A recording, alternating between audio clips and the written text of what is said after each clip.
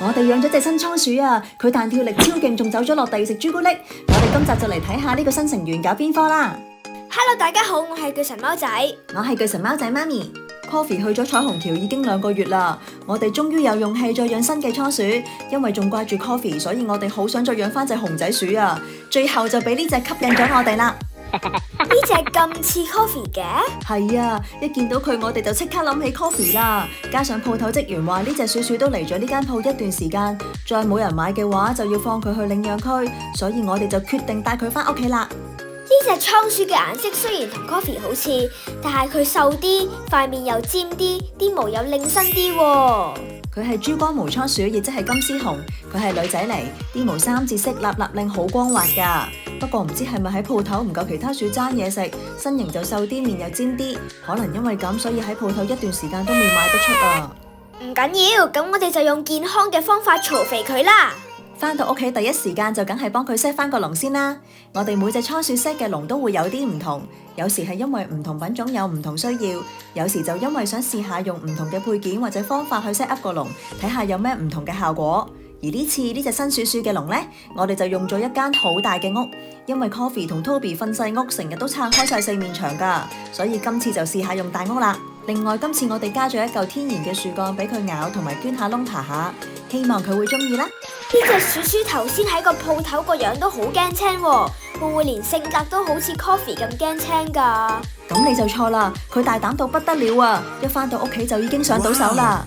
就喺我 set 緊個籠嗰陣，巨神貓仔爹哋同佢玩咗一陣，原本都驚向佢伸手會嚇親佢，但係點知佢都唔係好驚，仲俾我哋用手摸同抱，實在係太 sweet 啦！鋪頭啲職員有冇話呢隻倉鼠幾多歲啊？鋪頭話呢隻鼠鼠有3至4個月大，但係以我哋養鼠嘅經驗，佢個 size 就唔似有咁大啦。佢身形只係大 Toby 啱啱嚟我哋屋企嗰陣少少，Toby 嗰陣都只係得3個星期大，再加埋同佢磅重，佢只係得74G。當然啦，佢比較瘦，體重都可能會輕啲嘅，但係加埋佢個身嘅長度，我估佢最多都應該係得6至7個星期大嘅咋。見到佢真係好掛住 Coffee 啊，不如就叫佢做 Cookie 啦，差唔多音啫嘛。好啦 Cookie， 歡迎你加入我哋鼠鼠大家庭啊！正當一切都好順利嘅時候，突然之間有一日黃昏，我哋發覺個籠開咗啊！原來巨神貓仔爹哋晏晝唔記得閂翻個籠啊！嗱，唔喺度啦已經。其實道門應該只係開咗2個鐘左右，但係就喺呢段時間 Cookie 已經瞓醒咗，走埋出嚟啦。點解我哋今年頭幾個月已經可以走咗3次鼠咁多噶？今次冇閂門就一定係我哋衰噶啦！巨神貓仔爹哋，你要檢討下啦。好啦，繼續揾 Cookie 先，佢應該都係走咗出嚟一陣啫，唔會走咗好遠啩。係啊，Cookie，揾到啦！佢匿咗喺張台下面嘅雜物嗰度啊！點知我哋抱起佢之後，竟然發現佢食咗地下粒朱古力啊！哎呀，點解會有粒朱古力喺度噶？佢食緊啊！吓，佢唔係食咗啲朱古力咁大鑊啊？好彩佢咬咗少少朱古力之後掠翻出嚟，所以應該冇乜點食到嘅。不過個重點係點解巨神貓仔你啲復活蛋會喺地下角落頭出現嘅呢？今次到你要檢討下啦。巨神貓仔爹哋抱起 Cookie 想 check 下佢有冇整傷自己，點知爭啲又俾佢彈走啊！賴咗邊啊？佢彈咗落梳化之後，仲要嚇到瀨尿啊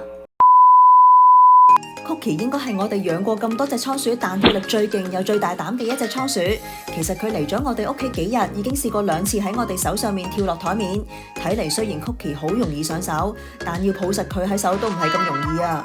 翻入籠嘅 Cookie 都仲係驚到有啲震，所以我哋就唔再搞住佢啦。夜晚就放個鏡頭入籠觀察下佢啦。